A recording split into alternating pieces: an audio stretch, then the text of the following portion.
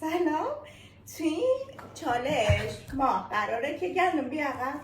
تو این چالش قراره که چشای گندم خانمو ببندیم، بهش چیزای مختلف بدیم بخوره، حدس بزنه ببینی که چشاییش چجوریه، درست تشخیص میده یا نه.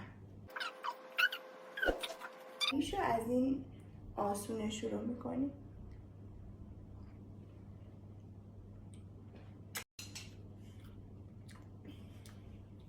چی بود؟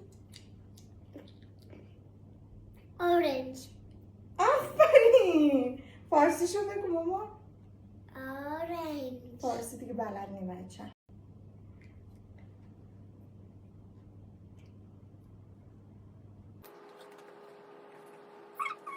چی بود؟ یادم نمیاد. خب اصلا اسمشو نمیدونی؟ داره. فارسیش هم نمیدونی؟ نمیدونم. چیه بگو. خیار.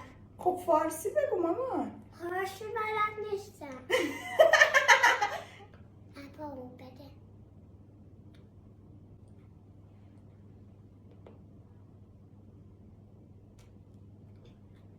نمیدونم.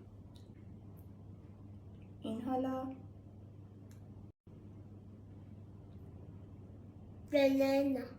آفرین.